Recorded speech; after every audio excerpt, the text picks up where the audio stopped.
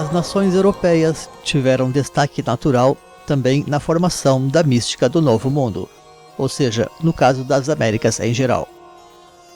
A importância espiritual de Albion, ou Inglaterra, em todo o hemisfério norte ocidental, pela via da moderna teosofia inicialmente, e também da Ibéria, já desde um ângulo mais histórico e civilizatório, neste caso, são bem conhecidas. Porém, o papel da Gália, ou França, para o Sul em especial, ainda não tem sido suficientemente identificado. Eis que ali tem sido igualmente importante o papel de atores relacionados àquela outra teosofia anterior, mais ligada à França neste caso, também conhecida como a Grande Escola do Esoterismo Ocidental.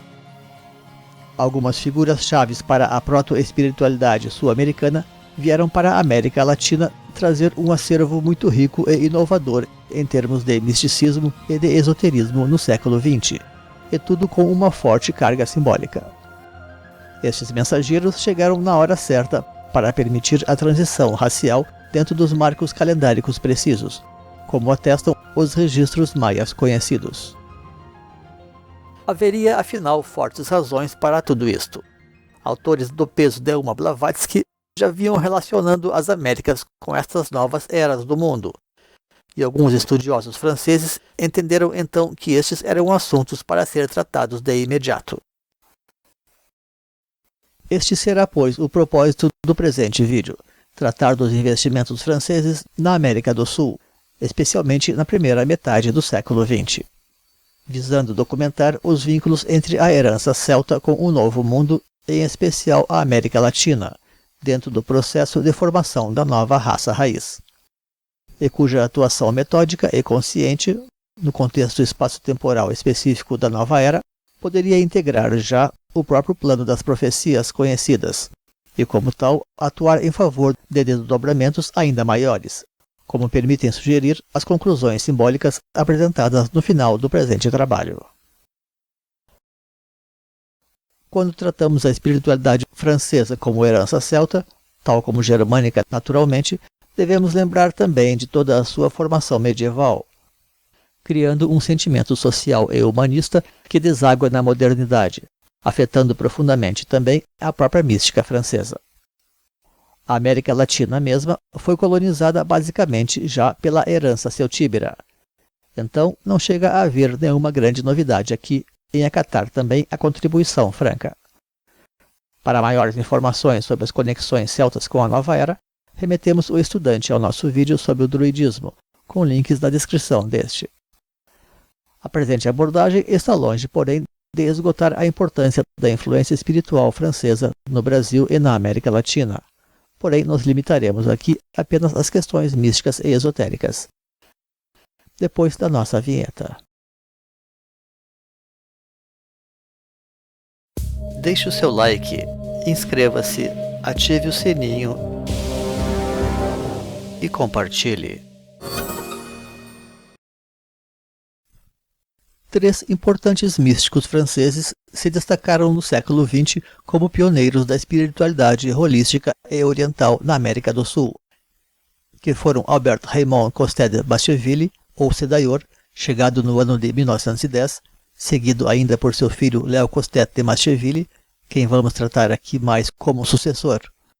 Depois foi César de la Rosa Banjo, ou Swami Azuri Kapila, chegado no ano de 1934. E por fim, Sérgio Renan de la Ferrière, ou Mahatma Chandrabala, chegado no ano de 1948. Todos aportaram trazendo uma bagagem avançada de conhecimentos, cultivada quiçá através de profundas tradições e cadeias iniciáticas, provenientes não raro do efervescente caldeirão místico de Lyon, região albigense da Ocitânia e do Languedoc, e cuja chegada a este continente poderá ter inclusive cumprido importantes profecias de nova era. Um destes mensageiros sequer nasceu realmente na França, mas cedo para lá migrou desde outros países latinos. Trata-se de Azuri Kapila, nascido italiano, a exemplo de Papi, que nascera na Espanha, além do romeno George Criticus, da linhagem Sarvas, que foi diretamente para o Brasil para seguir o filho francês de Sédaillor, Sevananda. Sevananda faz uma verdadeira ponte entre os demais pioneiros do seu período, dos quais sempre dependeu para organizar a sua própria missão.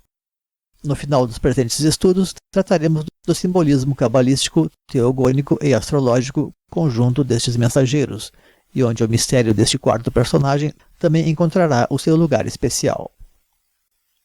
De modo que juntos, estes 3 ou 4 mensageiros cobriram praticamente toda a América do Sul e Latina com suas redes próprias de influências, onde Azuri Kapila atuou mais ao sul, na região temperada do Prata, Sedayor e Sivananda atuaram mais ao centro, na região tropical do Brasil, e Chandrabala atuou mais ao norte, na região equatorial, a partir da Venezuela. Os locais em que estes mensageiros atuaram eram muitas vezes também centros de magnetização e polos de irradiação de cultura holística e espiritual.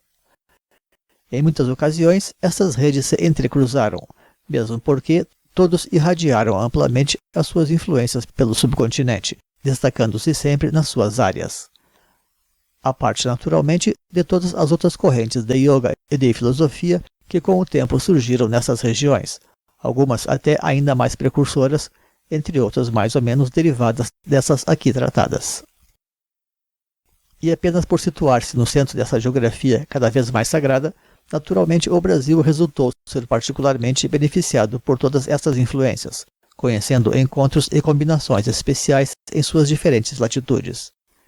Mesmo que nenhum desses mensageiros tenha vindo no primeiro momento, e alguns jamais pessoalmente, para este país. O caráter missional desses mensageiros é abertamente admitido e se mostra no simbolismo das ordens que constituíram com suas cruzes missioneiras, para empregar a expressão adotada dentro da grande fraternidade universal. A cruz da Igreja Expectante reúne temas orientais e ocidentais. De La Rosa empregaria um yantra com uma rosa silvestre heráldica ao centro. E a cruz da Ordem de Aquários possui referências astrológicas e iniciáticas. Tais cruzes se baseiam nos emblemas Rosa-Cruzes e na cruz grega e de cavalaria, também usada pelos navegantes que chegaram no Novo Mundo, patrocinadas pelos herdeiros dos Templários na Península Ibérica. Sérgio Renan de la Ferrière, que se dizia descendente de Templários, conta haver conhecido no Oriente um grande mestre chamado Sun Wukong, o qual lhe outorgou então a missão de acender a luz da nova era no extremo ocidente. Contudo, o exemplo mais eloquente de missão é o de Sedayor, que, ao ser consagrado em 1894 pelo patriarca da Igreja Gnóstica da França, Julius Doinel, ou Valentinius, teria ouvido dele as seguintes palavras: "Tudo o que fazes na França é apenas preparatório para ti. A tua missão pessoal é do outro lado do mar. Nada mais és para o velho mundo." Aqueles que compreendem os signos da evolução sabem tudo o que esta travessia pode simbolizar: a definitiva transposição da Era de Peixes para encontrar as terras da nova era anunciada, onde todos os ventos do espírito sopram em favor dos pioneiros, levando cada pequena semente a frutificar. De todo modo, este tipo de sentimento parece que impregnava os corações de muitos então, e uma das possíveis matrizes seria a obra de um dos grandes autores místicos franceses, o Marquês de Saint-Yves d'Alvendre. No século XIX, Saint-Yves escrevera sobre uma série de missões espirituais, tanto étnicas como sociais.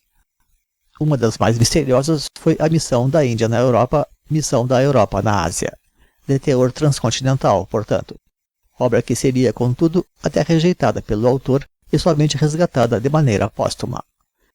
Seu seguidor, Sérgio Renan de la Ferrière, tratou também de escrever sobre missões para efetuar os translados da luz espiritual do mundo.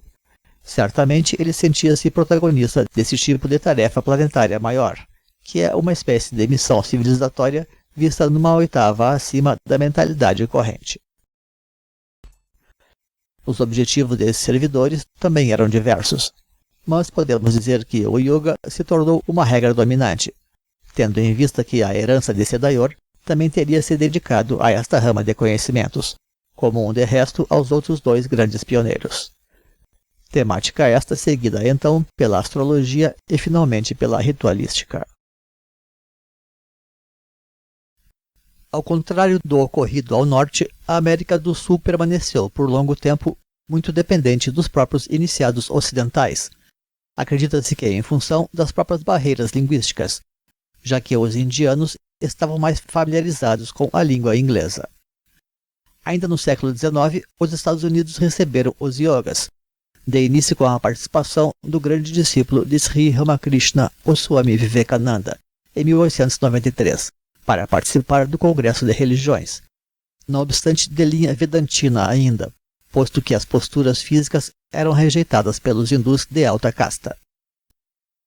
E logo na ida de Paramahansa Yogananda, em 1920, para falar em outros congressos interreligiosos, e depois fundar centros de yogas completos em 1925. Não obstante, de forma mais discreta e menos divulgada, em 1919, um pioneiro do yoga moderno chamado Yogendra também fundou uma academia no estado de Nova York, que irá funcionar por alguns anos. De resto, acreditamos que a transição setentrional tenha sido satisfatoriamente contemplada pela obra Preparações Ocultas para uma Nova Era, com foco especial na teosofia de Blavatsky, da autoria do astrósofo Daniel Dier, um grande sábio francês que também migrou para os Estados Unidos, verdadeiro expoente do saber perennialista que otorgou uma excepcional contribuição qualitativa para a compreensão da astrologia profunda em especial. Na América do Sul, por sua vez, somente no ano de 1971 é que um yogi hindu ensinará realmente a Hatha Yoga no Brasil, tratando-se então de Swami Satyananda, um discípulo de Swami Sivananda em missão pelas Américas para fundar centros. A relativa exceção teria se dado por conta do chileno Dom Benjamin Guzmán Valenzuela, ou Sri Vajra Yogi Dasa, que logo em 1915 decidiu começar uma extensa correspondência com a direção da escola hindu Sudha Dharma Mandala, a qual representa, contudo, uma escola puramente meditativa de raiz vedantina, nascida no seio da Sociedade Teosófica Indiana. E seria apenas em 1965 que começam a chegar ao continente os monges para fundar ashrams e centros de Ayurveda, irradiando assim as suas próprias redes pela América Latina. Os iniciados franceses desejavam transmitir para uma região latina, também ligada às profecias, aquilo que a França já vinha acumulando em termos de conhecimentos místicos e esotéricos, e que não era pouco afinal de contas, após os malfadados esforços de Sédayor e de Oswald Wirth de espiritualizar a poderosa maçonaria francesa, todavia voltada mais para atividades sociais seculares de teor iluminista.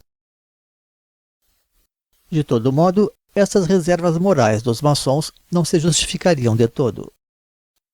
Ora, soa deveras curioso a forma como a palavra mesocosmo, relativa à superior ordem social, foi banida do léxico esotérico, quiçá de longa data. Ousaríamos dizer até que desde as próprias reformas helenistas, das quais se herdou o sincretismo hermético que influenciou fortemente o próprio renascimento europeu. Os autores franceses tampouco resgataram o termo. Contudo, o seu espírito certamente está ali presente, herdeiro, quem sabe, da própria Revolução Francesa e das guerras napoleônicas.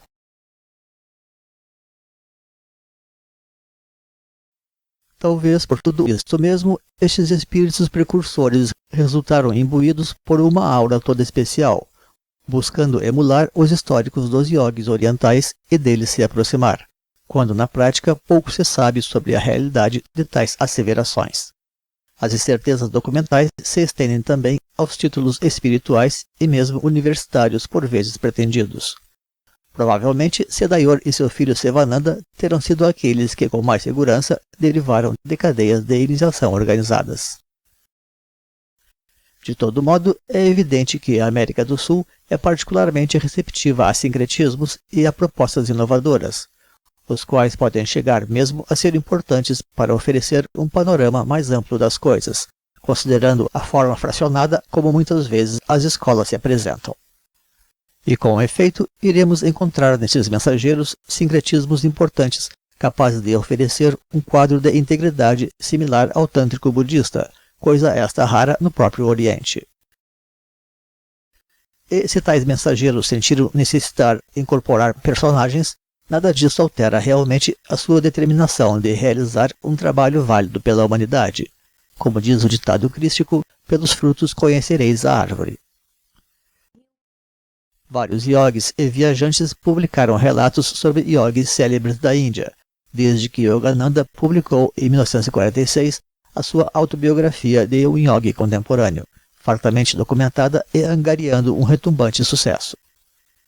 Subjaz também à filosofia yoga a existência de grandes seres imortais, diretamente ligados à alta instrução espiritual. Estes seres atuam, pois, como custódios superiores das linhagens da yoga. Blavatsky falou de Sanat Kumara, muito citado pelos Puranas, e na obra de Yogananda, o imortal que cuidaria da sua linhagem recebe o nome de Babaji. Segundo informes trazidos por mensageiros importantes, os esforços para a difusão do yoga e da espiritualidade pelo mundo também seriam abençoados por eles. De sorte que essas foram e seguem sendo iniciativas muito importantes, envolvendo a miúde a criação de centros de treinamento espiritual, pois também no Oriente os ashrams representam o coração da superior espiritualidade, graças aos amplos recursos técnicos e científicos que emprestam para estes fins. Não obstante, a simples abertura de academias de yoga também tem o seu valor em função do universo que se descortina desta forma aos seus praticantes. Posto isso, tratemos então de comentar, um a um, brevemente, a história desses personagens, pese cada uma dessas biografias, com seus desdobramentos e confluências, ser coisa rica, ampla e complexa, deixando então ao próprio estudante que desejar maiores detalhes a tarefa de pesquisar a partir dos dados aqui oferecidos. O mesmo quanto ao papel das mulheres, sempre presentes, e das quais poderemos citar aqui apenas algumas das mais destacadas no cenário geral dos acontecimentos.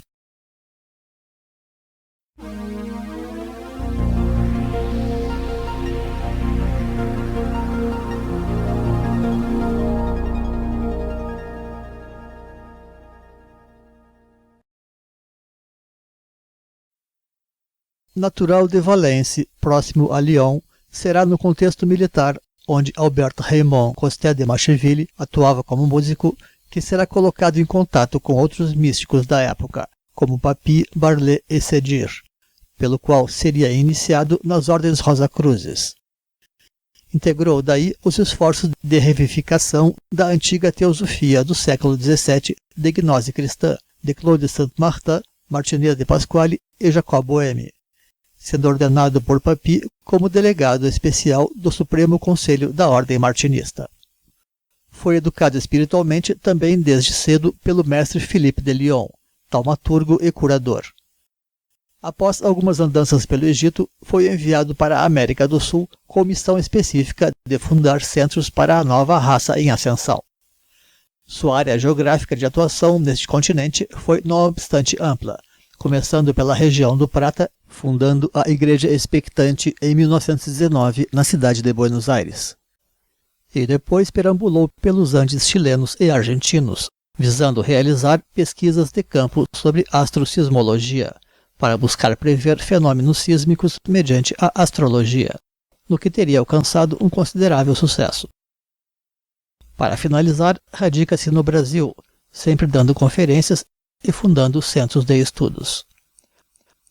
A obra mais importante de Sédaior foi o Livro das Leis de Vayu, centralizado na Ilha da Páscoa, núcleo de um suposto continente emergente, e que, embora maculada pelos preconceitos raciais comuns ao período, tal como certos mitos geográficos ingênuos da época, possui considerável valor como carta de intenções, na medida em que revela uma vontade ativa de trabalhar pela nova raça raiz, a qual denomina olímpica, em função das suas relações simbólicas com Júpiter, como permite entrever as colocações genéricas sobre as raças trazidas pelo teosofismo de Blavatsky.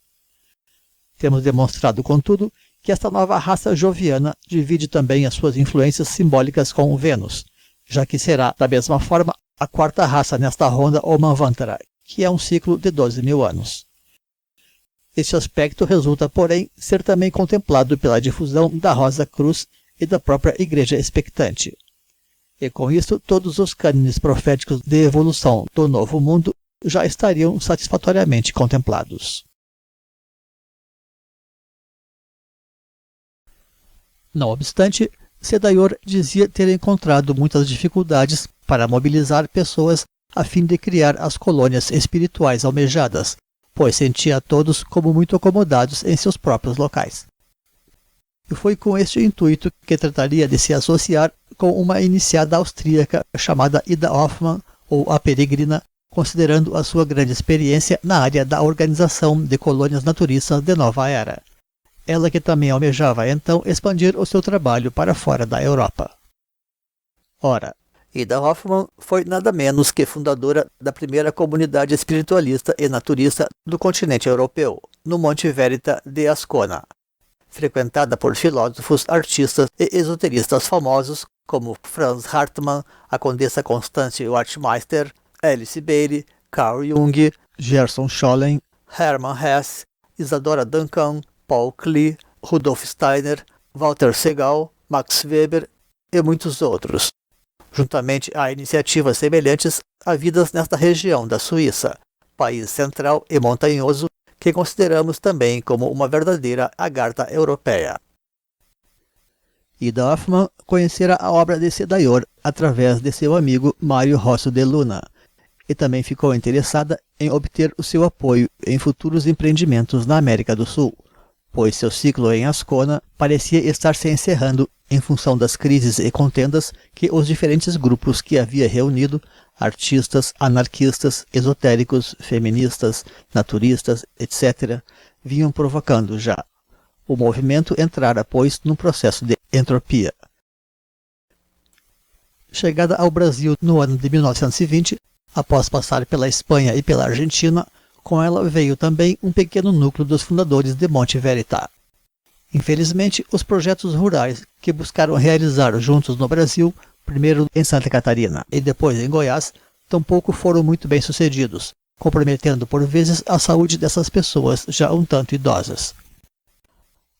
A ida inicial para Santa Catarina parecia atender aos propósitos de retomar uma experiência anarquista, pois a região de Palmital era próxima àquela onde havia sido organizado o Falanstério do Açaí, por iniciativa de colonos franceses no século XIX, que foi a primeira tentativa de se fundar uma comunidade anarquista no Brasil, mas exatamente ligada à corrente do chamado socialismo utópico, que teve importantes expoentes franceses. Contudo, é mais provável que Hoffmann já estivesse a esta altura almejando experimentos mais maduros, por assim dizer, considerando a situação que deixara atrás na Europa, e que se repetiria, de certa forma, também ali com os colaboradores locais. De resto, ela sabia que as ideias de Sedaior iam um tanto numa outra direção. Certamente encarava tudo aquilo como um novo desafio, que tratava com todo o seu espírito pioneiro de aventureira, pese já a avançar em idade. E ela, que tanto fizera já pelo velho mundo, queria deixar agora as suas pegadas também neste novo mundo. De modo que, já a iniciativa subsequente de Goiás, em 1925, que teve a mão de seu esposo Henry Wedenkoven, atenderia melhor os interesses visionários de Sedaior, pois já então o grupo imaginava que o Planalto Central seria o melhor local para fundar a nova colônia espiritual que todos aspiravam. Lembrando que, naqueles tempos, Brasília sequer tinha sido aventada em termos práticos ainda. Na verdade, sequer a marcha para o oeste, promovida pelo governo Getúlio Vargas durante o seu Estado Novo, ainda não havia sido sonhada. De modo que não tardou para que as dificuldades trouxessem o grupo de volta ao Paraná, onde aproxima-se de Dario Veloso, que já vinha recebendo orientação martinista diretamente de Papi, e onde administrava o seu Instituto Pitagórico. Até que Sedaior, após a morte de Ida Hoffmann, e já casado com a sua sobrinha Emma Costet de Macheville, ou Lorelher, se estabelece em definitivo em Porto Alegre. Sedaior era um astrólogo prático, e o nascimento dos seus futuros filhos lhe propiciarão descobrir as leis da astrologênese ligada à reencarnação e à procriação consciente. Assim, irá introduzindo a sua esposa nos mistérios da astrologia. Neste momento, o sonho de uma nova raça pareceu se converter para Sedaior na proposta de criar novos seres humanos biologicamente. Ainda assim, vê-se que alcançou legar uma linhagem doméstica importante através de seu filho Lehel e de Lorelei. Ali, finalmente, consegue dar início também ao martinismo sul-americano, até falecer no ano de 1943. E com tudo isto, o martinismo recebeu uma certa sobrevida neste continente, posto que, na Europa mesma, muita coisa sucumbiu sob os flagelos da guerra, pois depois que Papi morreu no conflito atuando como médico, até hoje se discute se a ordem ainda deveria ser preservada. Dona Emma seguiu, contudo, o seu legado neste local, ensinando a sua astrologia profunda, com influência também de Alice Bailey, por mais de 50 anos, e com quem tivemos a preciosa oportunidade de estudar nos seus últimos anos de vida. Além de confeccionar milhares de horóscopos, Dona Emma ensinou sobre as eras astrológicas de maneira original e com profusão de detalhes, tal como desenvolveu também uma interessante teoria de luz e sombra em torno dos signos complementares, para cuja interpretação costumava empregar os apóstolos da Santa Ceia de Leonardo da Vinci, cujos conteúdos simbólicos consta que ela mesma teria descoberto, incluindo, ademais, diversas chaves sobre a transição planetária. Lorelei também frequentaria muito a Grande Fraternidade Universal, como palestrante de honra. Na prática, ela tratou de fundir as ideias da sexta raça de Sedaior com as da nova era de La Ferriere, a partir da cidade que escolhera para viver, situada na mesma latitude da Ilha da Páscoa. Seguramente, o verdadeiro continente da nova raça já existe sob os nossos pés. O filho de Sedaior, Léo Costet de Macheville, chega em 1932, na sequência do pai e seguindo aproximadamente os seus passos nas mesmas regiões, porém já com propósitos mais particulares. Terá como missão central trazer o yoga para o Brasil. Os dois nomes iniciáticos que acumulara, Lehel e Sivananda, traduzem as duas vertentes filosóficas que trabalhará, a ocidental e a oriental. A sua atuação reforça e complementa assim a do pai, afirmando uma síntese entre Oriente e Ocidente, o que La Ferriere também reforçará em sua própria escola. Com o passar dos anos, Lehel irá se afastar do yoga e se reaproximar das doutrinas paternas. Conhece em Mendonça, Argentina, o yogi e Rosa Cruz alemão Walter Bauer, acadêmico e renunciante, a quem ajuda na criação de um ashram local. Logo encontra em Montevidéu o Swami Asuri Kapila, de quem trataremos na sequência, com quem trata de aperfeiçoar o próprio yoga. Dali dirige-se então para o Brasil, onde, juntamente com outro discípulo de Kapila, o Vídeo Juan Carlos Trota, ou Vayu Ananda, funda em 1953, na cidade de Resende, Rio de Janeiro, um centro esotérico denominado Amo Pax, reunindo um ashram de Sarva Yoga e um monastério essênio. Seu próprio discípulo romeno, Jorge Críticos, ou Swami Sarvananda, criaria por sua vez a Fazenda Mãe d'Água em Minas Gerais. Sarva significa todo, sendo o equivalente, pois, do grego holos. Supõe-se daí se tratar de uma forma de yoga integral, termo que Swami Kapila trouxe da escola de Aurobindo, da Índia, mas ao qual também teria outorgado uma síntese própria, como veremos adiante. E esta será, pois, a origem das linhagens brasileiras de yoga, tendo como alunos diretos importantes o general Caio Miranda, que se tornaria um autor influente na área, e o francês Jean-Pierre Bastiot, que seria o primeiro a abrir uma academia no país em 1958, além de levar o primeiro grupo de estudantes para a Índia, com o objetivo de formar os primeiros instrutores de yoga no Brasil.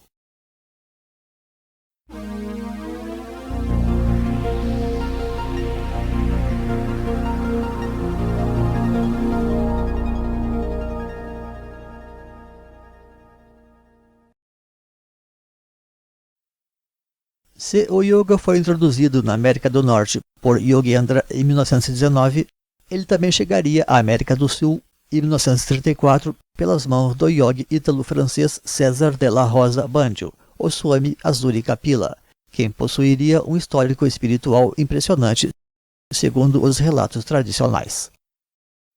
Após estudar yoga com o pioneiro na matéria na França, Constant Kernez, ou Félix Guyot, dirige-se por influência de Alexandre Devinil para a Índia, onde conhece Sri Aurobindo e a francesa Mira Richard Alfassa, conhecida como a Mãe, companheira e sucessora de Aurobindo. Após isso, dirige-se para o ashram de Ramana Maharshi, onde teria permanecido por 10 anos. Entre muitos outros contatos e iniciações que realiza na Índia, com grandes sábios como o grande Sivananda, no mais especialmente no Vedanta e no Budismo. As datas próximas da chegada à América do Sul de Lehel e de Kapila não são casuais. Ambos eram contemporâneos, nasceram no mesmo ano e conheceram-se na guerra.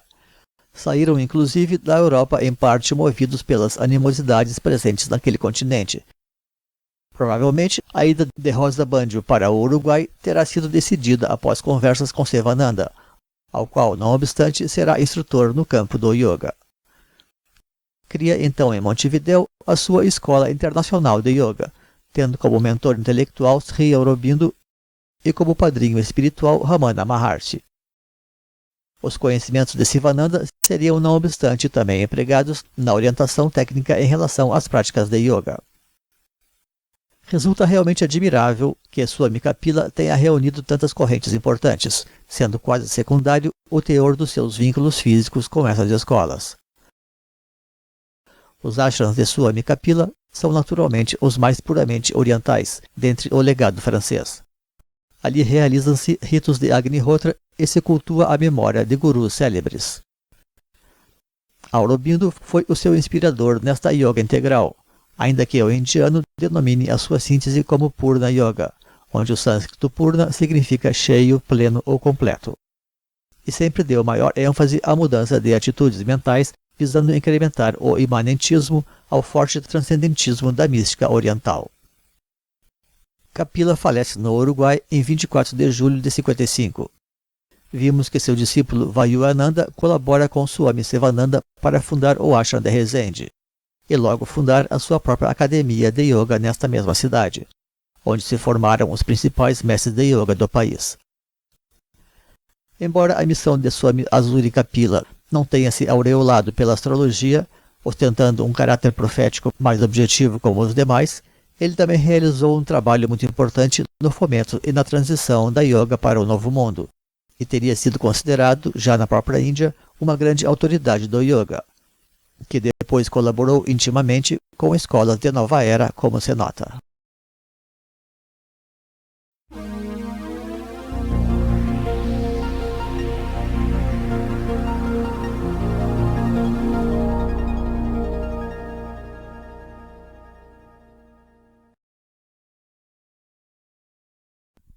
Serge Renan de la Ferrière foi um espírito renascentista com sensibilidade estética, e foi influenciado pelo artista performático e ocultista lyonês Joséphine Péladan, muito atuante na efervescência da estética mística no começo do século XX em Paris.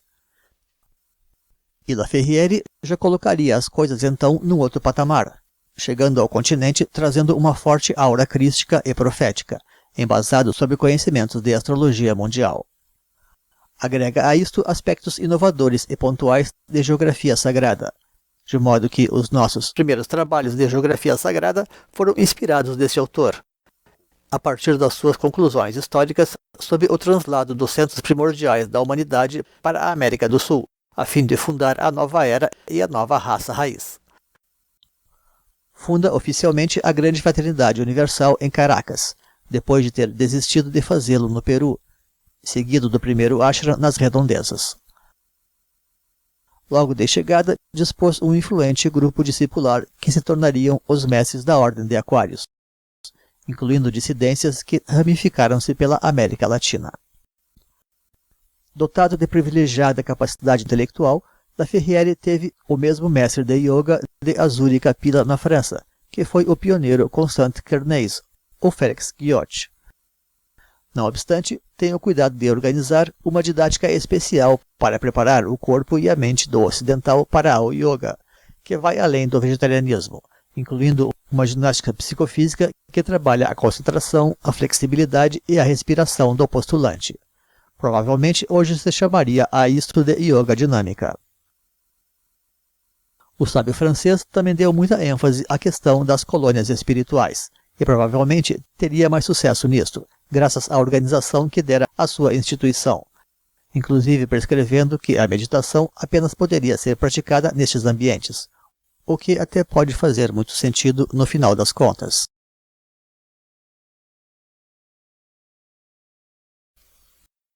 O impulso interior que a natureza pode nos dar dentro de um ashram consagrado é por si só uma coisa fenomenal.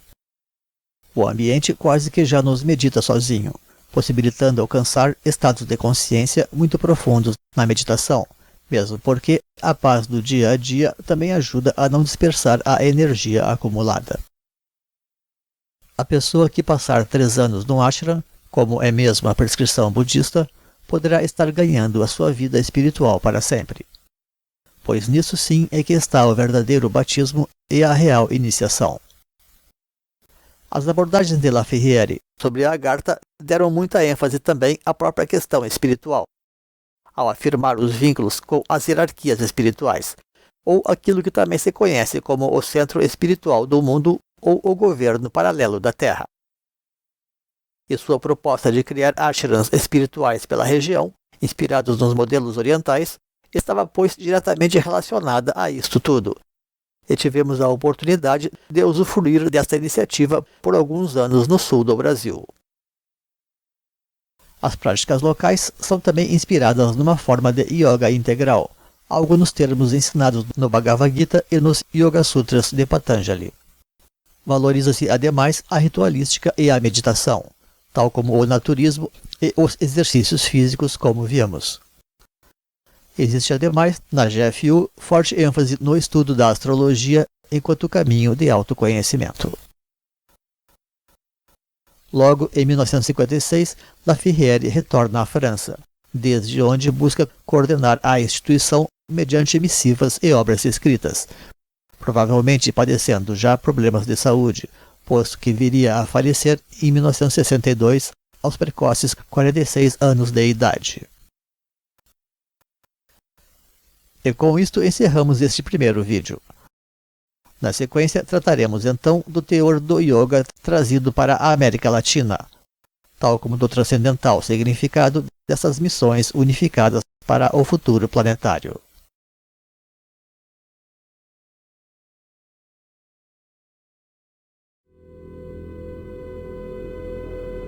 Obrigado por prestigiar o canal. E se gostou deste vídeo, deixe o seu like para que o nosso trabalho possa crescer e alcançar mais pessoas.